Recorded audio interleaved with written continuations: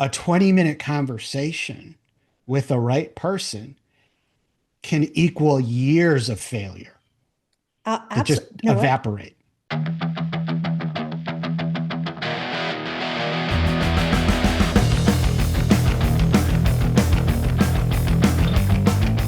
Hello, everyone. I'm here today with Joe Solari, and I'm completely thrilled he's agreed to talk to me because if you listen to my episode with David Viergutz, he told me that attending Author Nation would change my life. So I'm here to talk with Joe about how it's going to change my life, Awesome. Thanks for having me on the show. I appreciate taking the time to talk about my one of my favorite subjects, which is Author right Nation after my writing. wife and my kids. You're right. That's right. Smart man. Yeah, yeah. So They may anyway, disagree on my priorities. They may think I put more time in the show, but that's I've only heard really good things about it. Like I said, I did my deep dive into everything Joe and Joanna Penn just can't say enough good things about the show as well. And I wasn't going to go, right? Because it's Vegas, it's far from me. I'm Canadian. It's an expensive trip. Um, but when had people tell me that it'll make the difference between success and kind of floundering in that like sea that authors tend to get caught in, I hear mm, that this show can take you and really teach you how to make a business out of it. yeah, I think that and we can talk about a whole bunch of different things about the show, but having been in this industry for 10 years now and seeing how it's changed and what's going on and um, understanding how it works, like how the industry really works and what kind of messaging is put out into the marketplace. What we're really trying to create is a place where um, two things. One, where we're actually being forward thinking and proactive and changing how the industry will work, right? Like that's like if you're not happy with how things are, like change them. Right. Right. So we're doing that. And we can talk about that. Um, but also being realistic about how difficult it is, especially if you're striving towards earning a living as an author. And then like once you understand how difficult that is like what can you do to change the probabilities? We've never been the kind of group that says like, oh yeah, come and buy our magic beans and you're just going to have this success and it'll be wonderful. It's like, no, that's not the truth. But what we can do is we can look at how things work and say like, okay, what are the main failure points in author businesses? And then either educate you to, go around those points or do things as a community to stack, advantages towards our community. Those are the things, that's how I think and how we're approaching the show and why it's structurally different than other of, events and um you know uh, it really is kind of a system, right? It's Right. not just Well, like, oh, a show.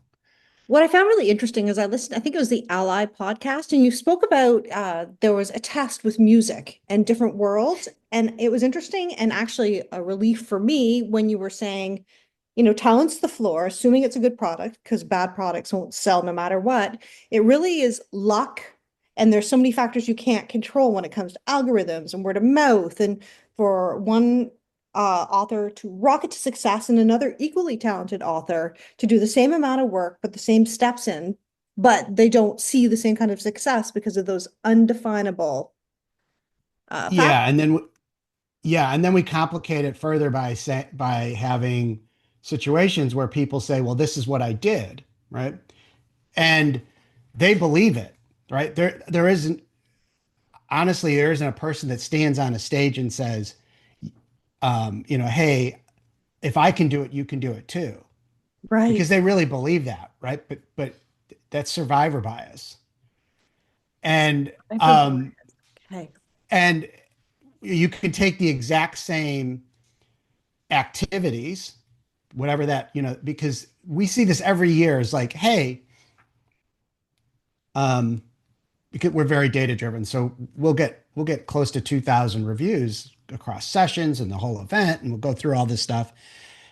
And we'll always have a dozen or so of like, hey, what I want is um, a step-by-step process taught to me by a seven-figure author that will take me to six or seven figures.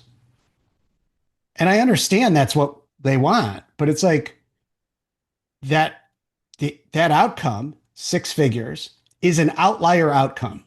Like Right. Right. if you plot out what earnings are, it's a power law curve market, right? And Sorry, um, repeat that phrase. A power power, law curve market. power law. You know, I don't know that term. Okay. So Power law curve. yeah, so a power law curve. Uh, did Hey gang, we're going to talk statistics. So most people think about like a bell curve, right? Right. Like a normal distribution, and there's this massing in the middle, and there's outliers on each end of underperformers and overperformers. That is not the publishing market at all, nor Interesting. is it YouTube or any social media platform or music or sports or anything that's popularity driven, right? Okay. Right. So what ends up happening is you have these outliers, these people that have terrific results, the Andy Weirs and the Hugh James Howey's. Pattersons, right? Right. And then there's the rest of us, right? Yeah. And what has happened is in publishing, specifically with the opening of indie publishing and all of us being able to come in, is on a gross number, there's more millionaire authors than there's ever been before. That's a fact, right? But there's also more authors that have written books that have never made any money.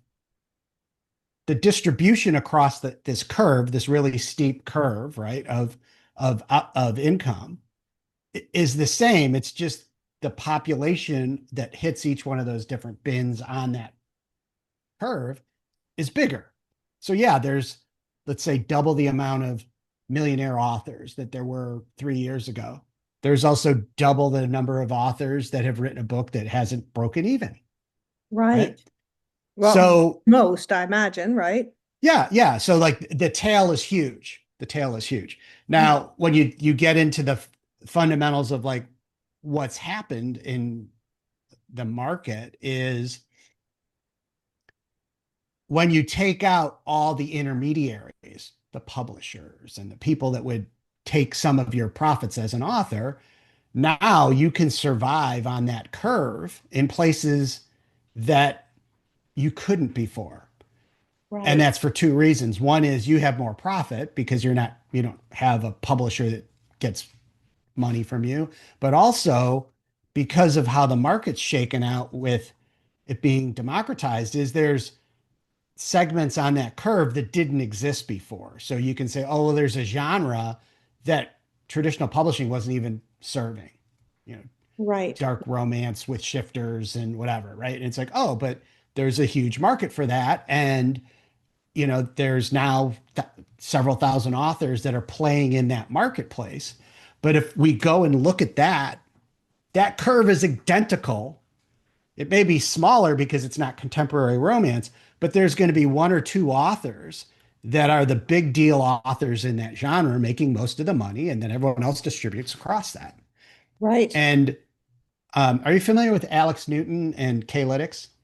Alex Newton is he's out of Europe, and he does these genre reports. So Okay. he's got a data background, and he's been around for forever. Um, so what he'll do is he'll take, say, urban fantasy, and he'll do an analysis on it and a really deep dive, and he sells these reports. I Okay. haven't I looked at his have heard of them. pricing. Yes. Yeah. Yeah. They're really affordable. And if you're starting in a genre, it's like it ramps you up the curve really quick, because what he does is he takes, okay, there's this big, first off, all of his analysis is on Amazon. But if we're That's since we're okay. kind of in this statistics world and data. It's like that is the market. Not that I'm saying all books should be sold there, but as a model of how all publishing works, it is the model. There's more people buying books there, so it's representative, right? It's like looking at the S&P 500 or the Dow Jones. It's not all stocks, but it's a really good indicator of how the market's Right. working. He's got the capacity with his software to basically go in and look at urban fantasy and pull out that curve and show you, hey, this is what the urban fantasy curve looks like and what all these different people make in urban fantasy, right? And you'd be like, oh, the number one person in urban fantasy in the store might come out to be 320 in the store, right? 320,000 a year. Is that what we're saying? No, Or 320 as far as ranking as like, right? Because oh, there's like the overall rank of the oh, okay, store, okay. I see. Yes, right? yes, yes. So like, but when you compare those two curves, they're going to have this same shape, right? Okay, yeah. So I don't want to go too nerdy and too deep on this because the point of this whole thing is to say, hey, that's how we're trying to help an author think is like, don't beat yourself up because you're in that fat tail, right? And understand that what gets you to move from the average result to an above average result isn't how well you get your average cost of advertising or how much you spend on marketing. It is more often than not a threshold event driven by your audience that you've built, Okay. right? And this is And the where, threshold event would be the tipping point where word of mouth happens and you end up, yeah, okay, yeah, yeah. So, and how you go about that, it has more to do with um, like a rinse and repeat cycle, right? So like just the more books if you have out you're there, the more likely you are to, yeah, so the more you launch your books on Amazon, the more that you go to live events, the more that you do like whatever it is that you're deciding to build your brand around. And this gets to what you were talking about the artificial cultural market study, right? right, right, What the artificial cultural market study, which I think is like we should all be talking about all the time, it demonstrated that if you took the same books on Amazon and you took it to a parallel universe, it would come up with a different number one book right now. right, right. Because it's Um, not based on the book. It's not the quality of the book. well, and it's about how the audience interacts with that Right. data set, Fascinating. Yeah. right? And it has more to do with word of mouth and what's driving a popularity market. And so I've seen a lot of times where authors will like huddle up and be like trying to case study a successful author. Like, what if we did all these things? What if we imitated uh, the writing style Rita and the book McFadden. cover? Yeah, or whatever. Right, Yeah. right, right, right. Like we're all going to make covers like her now, and we're all going to write, psychological thrillers, and it's like there's not going to be like her success will lift the whole genre, and her success may make some other people like lift up, but it's not like her audience doesn't see it as your book if it looked identical to it and was written similar as an equal substitute. It's not Right. like 1 pound of sugar is equal to another pound of sugar. Um, it has more to do with the audience's personal connection with those brands and the story world and the characters. And one of the most common examples right now is in the lit RPG world, which as a genre has really gotten massive um, exposure through Matt Dinniman and all the stuff that he's doing with Dungeon Crawler Carl. And having been around that, you know, process, there was a long time before those books took off. And a lot of people were not willing to do the things that Matt was doing Which, like to what? make his, What did he do? like, he was going to a lot of live events and not just like he wasn't just going to like he was going to things like Dragon Con and But he was also, anytime he would go to anywhere that he traveled, he would do local book events. Like he would call up a independent bookstore and hook up with them and say, "Hey, I'd like to host some of my fans." And maybe in the beginning, 2 to 5 people would show up, But he would keep doing it. but Yeah. he would keep doing it, keep doing it, kept doing it. And I think one of the best examples, now he's massive. He was on a tour with Penguin. Live Nation is running his events because they gotten so big, and they canceled his New York event. And he got on Facebook in his group and said, "Well, I'm here in New York, and I know there was snow, and they've canceled the event, but like I'm going to hang out at this bar on you know whatever day from 2 to 5. Meet you there." Now, he didn't have to do that, No. but he understands. And by the way, how do I know this stuff? Well, I like know the stuff. 2 years ago, he was at our show speaking about how he built his Right. audience, So this is the kind of right? stuff you can learn from the show. It's interesting. It's interesting that is part of it. I've seen some of the best authors I know are really good at the live sales. Well, and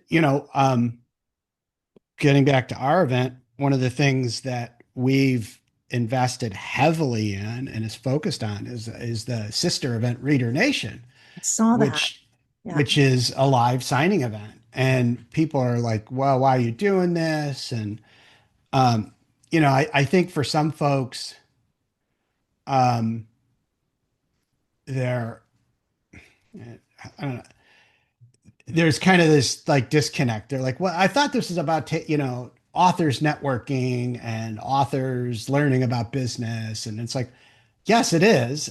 And our approach is like, how do we make this thing the most effective event possible? And our hope is that over time, many authors will come to our show. They'll get that first part, which is the author education and the networking and all that cool stuff. And then they'll stick around and participate in the live event. And they'll come home not only with their head full of information, but they'll have paid for their trip through Oh, selling books, right? genius. I mean, it is part of it, right? You want to learn how to sell books, and then you give them an opportunity to sell the books. Well, It and, seems and kind of genius. yeah, well, here's the other part of this thing. And, if I've said this at other times, you may have heard me say this, is like, this is where I'm learning. And if you asked me 5 years ago where book sales were going, I would have pointed you at things like direct sales. I was an early adopter of stuff like using Shopify and Kickstarter, things like that. But then what I observed is like, oh, there's this really crazy thing that's going on in the world, and that is that new readers, younger readers, are coming into the marketplace buying physical books at live events, Okay. right? Right. So when an author, like, one of the conundrums that we'll hear is like, "Hey, I'm writing in this genre, and um, my perception is that my audience is kind of fading away, right? They're older." And it's like, okay, well, let's look at that. And you're like, okay, well, your audience is older. They're on things like Kindle, and they're buying ebooks. Um, and you're very successful in that space, but you've observed something that's true, is that your audience isn't scaling like it used to, and it might be even actually shrinking. So if you're looking at this like a business, go find another audience. You got to pivot.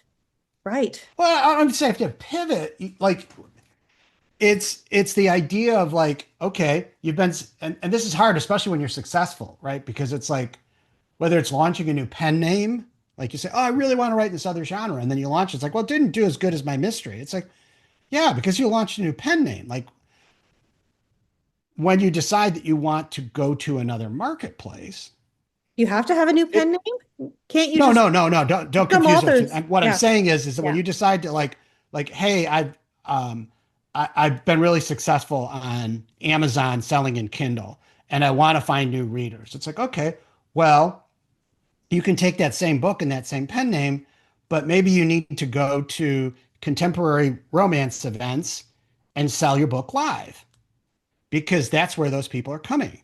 And by the way, they're not just looking for any old book. They're looking to buy a special edition and have you sign it. Like, Right. and then And authors will say, "Well, I don't want to do that." It's like, okay, you don't have to. and then you're not But getting you that buyer. Yeah. yeah, you also there's the cost of that is you don't grow that part of your business. And then when you're belly aching in 3 years that everything's dried up on this other platform, it's like, well, the time to do something about that was 36 months in the past. You Right. know, it was just hard work, right? It's like, wow. And I So think that's that so that's where you see the soccer ball going, right? That's where everybody should be going. Or do you see something else in the future? Like, what's your prediction? so I mean, we've certainly focused on the live event, right? And we've leaned heavily into something like Kickstarter, and I can break those two things down. Oh, I'm part of your Kickstarter cohort. I am like Yeah. so thankful that you're doing that. And by the way, like, I'm going to mention something really quickly for the authors who are listening. You have something else I hate about the live events is me having to drag that suitcase full of books on the plane, and it's going to cost me $50 to put the stupid suitcase in the hold. And then you get there, and then I got to pay to bring them back if I don't sell them. And but apparently you have a print on demand at the event or something. Yeah. So, and we can circle back on the other stuff. So, when we, again, this is like how my wife Suze and I are the owners of the show. This is how we do stuff, right? Like we are creative people. We love solving problems. Like how we create value is to do this kind of stuff. So you start out with, okay, we're gonna create the largest multi-genre event, kind of a Comic-Con for books, Right. because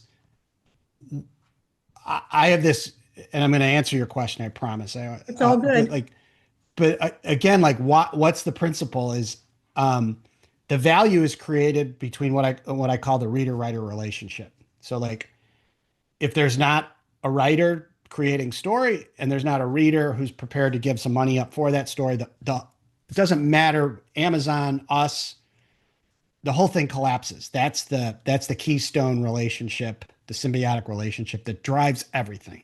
Right. Where is that the in its purest sense? You belly to belly selling somebody a book at an event. That could be a farmer's market. It could be at something like ours. So it's like, okay, well, we want to lean into this. We want to, we create this. If we have all these readers showing up, then authors are going to want to be there. And the more authors that show up, the more readers. It's like it's a really cool flywheel effect. Now that I got to run a event like that in Las Vegas, I have to deal with taxes. It's my responsibility to collect the sales tax for everybody. Right. So now Ew. I've got a problem to solve for myself.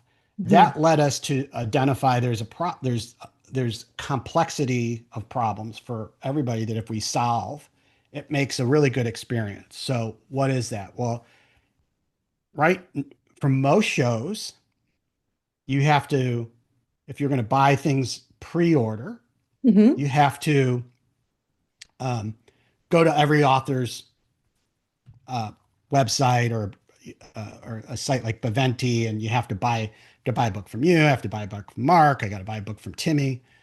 There's no cross discovery, and it means multiple checkouts. Every time we do that, means there's a good chance that they leave. Um, Secondly, all those people, like you said, have to get the books there. That's a problem for you as an author, especially if you're coming from out of the country. And then the hotel is not really thrilled with thousands of boxes showing up from Amazon, Yes. right? Yes. In fact, there's been a lot of issues with that as these shows have scaled up, is where the hotel's like, we can't do that anymore. Sorry. So once we knew we had this store that we were going to have to collect taxes, then the next thing was is like now we can show all the different authors together. So we can show all of our urban fantasy authors, all our science fiction authors. Hopefully they'll be cross-selling. We can open this up earlier. So you're not just selling books on the day, you're selling books weeks ahead of time. And then our store is like the exact opposite of everything else. What we're designed to do is many orders come in that get delivered to one place. So now that we have this system, we Okay. can take because you upload your file. You probably haven't done this yet because we haven't opened up the store for this year. But as if you've done our show in the past, your books are still there. Once you load your books up, it's just like any print on demand system where you put your interior and exterior file, make your sales page. But then what we do is we look at all of the orders that come in ahead of time and we get those printed. We then tell you, hey, From um, Amazon, where are you printing this? A local printer? we work with Amazon? no, we work with Lulu. Okay, Lulu. I don't even know that one. You don't know Lulu. So I Lulu, am I embarrassed? I don't know Lulu. uh, so so so Lulu's been around a while. After Amazon, I think they're the biggest global network of print on demand companies. So they're similar. Have you heard of Book Vault? I've heard of Book Vault and I've heard of Ingram Spark, but I haven't heard of Yeah. Lulu. So both Lulu and Book Vault, and this is something if you're going to be doing a Kickstarter, they both have features where um, I think Book Vault has it now. I definitely know Lulu has it where like let's say you run your Kickstarter and you've got 100 people that you have to send the hardcover book to. You just upload that list to Lulu and they ship those books to those people. They Oh print my them and God. ship them. Yeah. Wow. I was gonna like manually So, go into Amazon and ship. That's how I did it last time, where I did it through Ingram. oh Really. no. See, this is why I got to come to a show and learn all this stuff. I do. Like, um, yeah, and so like what we do is we basically we consolidate these orders, right? And in your case, we'll just use you as an example. Let's say you have 20 pre-orders. You have the ability to go in and say, well, I want another 20 copies of each of these books for the day, right? What happens is, and this cutoff date happens in October, any orders that come in pre-order after October 1st, just use that for our example, that'll get deducted from that show inventory that you ordered.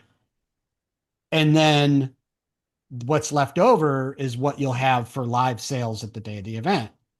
So the Okay. whole idea is for us from the customer's perspective, it's kind of seamless, right? Like when they order the book, they just order the book and the book will be there when they get there. What comes from your perspective is like, okay, well, there's books that get ordered that the customers paid everything and you're just going to get a chunk of the profit from, right? Those pre-orders. Then there's the ones that you order. And like I said, I think in my example, it was like 60 books. You're going to pay the costs of those books because those are your books at the end of the day. And then we'll give you the difference, the profit that comes through our store. Or you may, like some people at the event, they may just hand sell those books. Like they don't use our system per se. They'll run it through their Stripe account or their PayPal or whatever they're comfortable with. We're not trying to make everyone do the same thing. Right. But the whole idea is solving problems, right? Like that's how we add value to this whole community is like, okay, now as an author from the UK, who's probably looking at the United States as their biggest market and the most chaotic, weird thing in the world. I don't want to go there and have to, do I need a business visa now? Are they going to, I don't want to bring books. It's like, no, you just come and sign books. we're the merchant of record. You run it through our system, Right. right? We're getting the books there. We're making it a really smooth process for the hotel because those books come like last year we had 8 pallet loads of books. Oh my God. Yeah. Um, so those get delivered through our expo company and then we split them up to the tables on the day of the event. So like we're solving all these problems as we go along. Um, so like for us, there's no system that exists like this anywhere that I know of. There's other ways to buy books, but we're the only ones that have this thing where you can do a store for the event. Now, what's funny is people will say to me, well, why don't you have this open all year round and sell books to everyone? It's like, I don't want to do that. That seems like the way to give myself ulcers is worrying about delivering books all year round, Wednesday, Tuesday at a time. You go do that. I'm trying to make this like this one event that is my thing. I'm not looking to compete with Shopify or these other places. So Right. yeah. Right. So Just so interesting. There's just so it's very overwhelming. So somebody like me, who's, yeah. I think I'm definitely in the tail. Like it seems very overwhelming, all this information I need to learn. And then I'm going to get to Author Nation and it's going to probably have more people there than I've ever seen at a conference in my life. And I'm probably going to be, so what do I do? Angelique steps into the lobby of this hotel and I'm assuming I saw here that you're sending a virtual industry expo. So that should be helpful, right? To help people get ready to go. But like, how do I find the right classes for somebody like me at Author Nation? Yeah. So this is your first year, so this is a good thing to talk through. And um, And I'm sure I won't be the only one. So that's why I think this is going to be a great podcast for people. I probably won't be oh the yeah, yeah. year I mean, one. the reality is, and this gets back to what we talked about at the beginning, and I think that everybody who's doing this needs to understand is like what you've decided to do is very, very hard. And that means the turnover is pretty significant in this industry. There's a lot of people that'll write and they'll put 5, 6 years into this whole thing, and then they'll find out it didn't work out like they thought it was. They bought into the magic beans, but the beans just turned It into didn't lima beans. grow. They did, yeah, no golden goose. Um, so and we'll break it into pieces. There's what when is the right time for you to come to an event like ours? Um, we got to be honest. This is expensive, especially if you're coming from overseas. Right? You got a ticket, you got a week's hotel stay, you're in Vegas. Um, so let's just say, for argument's sake, it's 2 grand US. That's Most probably authors aren't accurate, going to maybe make a that. little more. Yeah. Because our Canadian Yeah, dollar yeah, is so low. Yes. yeah. Well, who knows with how things are going? US dollar could be real low too. Um, the um, my take is as an author, that money should be, if that's all, like that's your major investment for your publishing brand this year. Um, don't come to the show. Like I know that sounds crazy to say, but like we have this community, and we can talk about that in a minute. That is completely free and is designed to help you scale your business up. And I would rather you take that 2 grand and invest it in your cover and an editor and get a product out and see if this thing is going to work for you. Because like we can't have your business waiting longer and longer to see if the product is going to hit the market, right? Like you have to get it in there and then figure out what needs to be adjusted to make it resonate with your audience, right? Like that's a whole other thing. But let's say you're like, hey, you know what? I've got the money.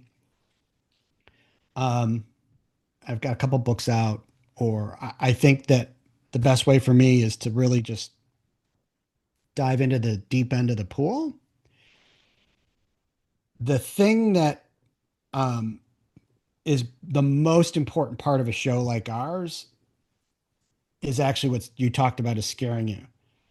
It's like, yeah, there's going to be 1,400 authors there, but when you recognize that there is, you know, 13,999 other people like you that are invested in this, and um, nobody else around them in their regular day-to-day life understands the world they live in their head with their characters and their story and this whole weird thing they're trying to do. And people are, oh, that's great. You're writing a story. That's, I've got an uncle that wrote a book, like all that stuff that as authors, we can't find people that connect with, like Yeah. that's there. Right. And also you're going to understand that there's a lot of people just like you that, um, are just as equally anxious about being in a community like this. Right. So I think that when you get in there and you see, like, one of the things we do is we have what we call the mix and mingle midway. We have a lot of space that's just set up with couches and just to hang out. And there's people that come to our show, they never go to a session. They're just hanging out there. And the reality is you talking with people in your genre. Uh, you know, there's a lot of authors that are there that are very successful that you can just like hang out with and talk to, like somebody that mentioned Mark's there all week, and like you can walk up to him and like He's nice. Yeah, he'll ask talk to you. ask him questions, and he will, he may be in the middle of a conversation, you need to but like it's just like me, very approachable. We can talk about whatever we want to talk about. And I think there's whether it's our show, it happens at other shows too, this isn't something that's unique, but it's like um a 20-minute conversation with the right person can equal years of failure that just Absolutely. You know what? evaporate.